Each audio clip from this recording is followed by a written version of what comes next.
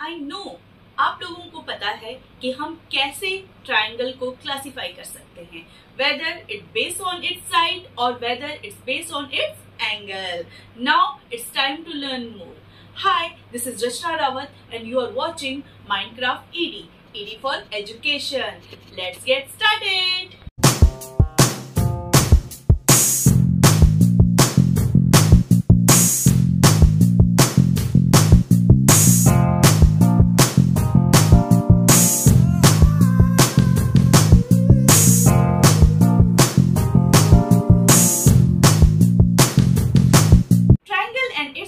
के part 1 video में हम लोगों ने डिफरेंट टाइप के ट्रायंगल्स के बारे में पढ़े थे.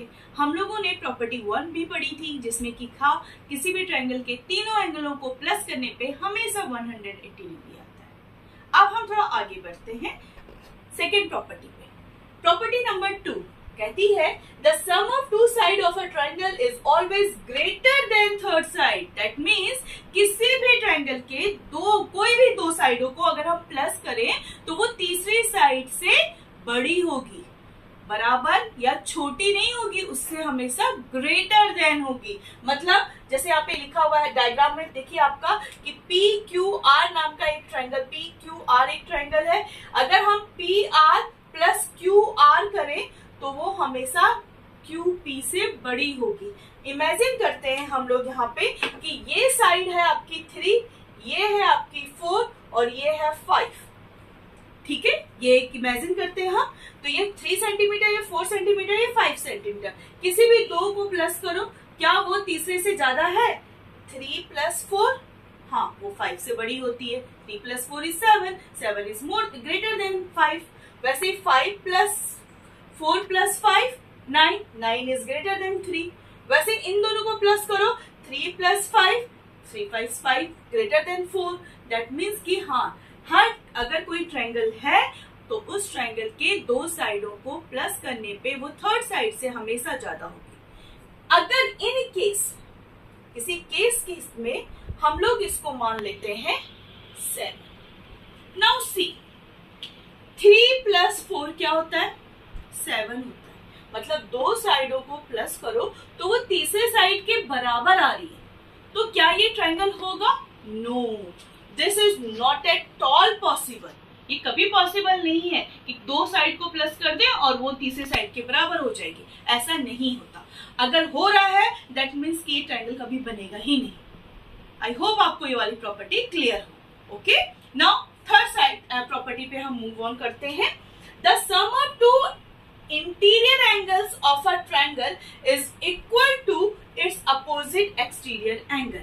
इसका मतलब ये हुआ किसी भी ट्रायंगल के दो इंटीरियर एंगल को अगर हम प्लस करें तो वो उसके अपोजिट साइड में एक्सटीरियर एंगल के बराबर होगा. जैसे देखिए यहाँ पे डायग्राम में हमारा यहाँ पे एक ट्रायंगल है, इसके अंदर के एंगल्स देखिए, ये एंगल इसका इंटीरियर है, ये एंगल इसका इंटीरियर है और इधर वाला इसका इंटीरियर है.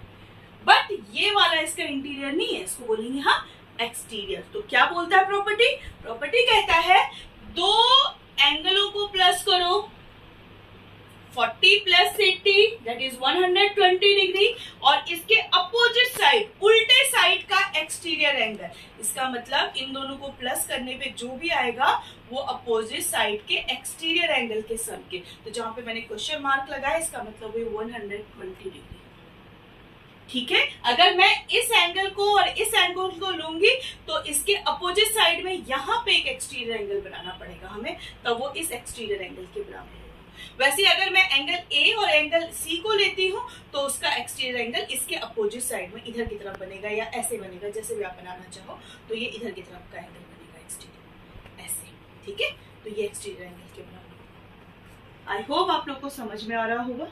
तो ये दो हमने प्रॉपर्टी अभी कवर की. पहली property two side of a triangle is always greater than third side, and दूसरी property the sum of two interior angle of a triangle is always equal to opposite exterior angle. ठीक है, चलिए अब fourth property की तरफ हम चलते हैं. ट्रायंगल की एक स्पेशल प्रॉपर्टी है जिसको हम कहते हैं पैथागोरस. पैथागोरस थ्योरम एक स्पेशल केस होता है जो कि केवल राइट ट्रायंगल के केस में, मतलब एक्यूट या ऑब्ट्यूज के केस में ये यूज ही नहीं हो सकता है. तो पैथागोरस कभी कभी यूज होगा, कब यूज होगा? जब राइट एंगल हो। राइट एंगल क्या होता है? जो कि 90 डिग्री का हो।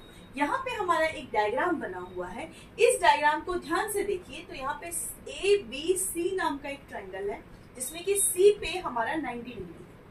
90 डिग्री के अपोजिट वाला साइड जो कि लॉन्गेस्ट साइड होती है उसे हम कहते हैं हाइपोटेनस। प्लीज याद रखिएगा इस बात को।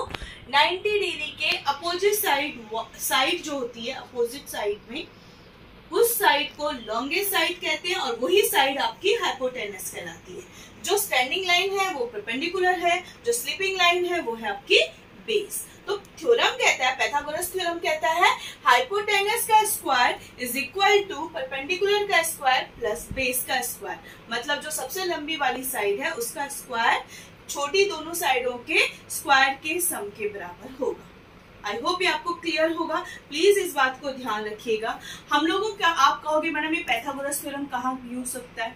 तो हमारे रियल लाइफ में कहीं भी पाइथागोरस थ्योरम यूज हो सकता है। अगर आपको एक यहाँ पे एक बॉक्स दिख रहा है जो मेरे हाथ में है, इस बॉक्स की एजेस को ध्यान से देखिए, ये एजेस है उसकी। अगर दो एजेस को कहीं पर भी आप दो एजेस को देखो तो इनके बीच में भी 90 डिग्री का एंगल है। अगर मेरे पास यहाँ पे एक जमीन है और उसके ऊपर यहाँ पे एक दीवार बना दी मैंने, तो देखिए ये एकदम एक दूसरे के ऊपर परपेंडिकुलर होंगे, मतलब ये भी 90 डिग्री का एंगल बनेगा। अब मान लो ये दीवार, आपके पास क्वेश्चन एनसीईआरटी में क्वेश्चन भी है कि एक दीवार खड़ी है, उस दीवार के पास एक विंडो है और एक लेडर हमें लगाना है कुछ दूरी पे। तो बताइए कि उस लेडर की हाइट क्या होगी या कितने डिस्टेंस पे हम लेडर लगाएंगे, सीढ़ी लगाएंगे। तो इस केस में ये दीवार की हाइट हो गई परपेंडिकुलर, ये लेडर जितना दूरी पे लगेगा वो हो गई बेस, और ये लेडर जो हो गई ये हो गई हाइपोटेनस। आप आराम से निकाल सकते हैं हाइपोटेनस का square is equal to perpendicular का स्क्वायर प्लस बेस का स्क्वायर। आई होप आपको ये थ्योरम समझ में आई होगी। हम लोगों ने ट्रायंगल के चारों थ्योरम आज कवर कर लिए हैं, जिसमें कि हमारा एंगल सम वाला था, साइड के सम का था, एक्सटीरियर और इंटीरियर एंगल वाला था, और ये पाइथागोरस था। इसके अलावा हम कुछ क्वेश्चंस नेक्स्ट वीडियोस में इनसे रिलेटेड कुछ क्वेश्चंस डिस्कस करेंगे। तब तक के लिए प्लीज आप मेरे बॉक्स में जरूर कमेंट करके डालिएगा कि आपको ये वीडियोस पसंद आ भी रही हैं कि नहीं, आप लोग देख भी रहे हैं कि नहीं, कुछ सीखने को मिल भी रहा है कि नहीं आपको। प्लीज मुझे बताइएगा जरूर, क्योंकि आप लोग जब मुझे लाइक देते हैं तो मुझे बड़ा मोटिवेशन मिलता है। आई होप हम लोग नेक्स्ट वीडियो में जल्दी ही मिलेंगे। Till then bye bye.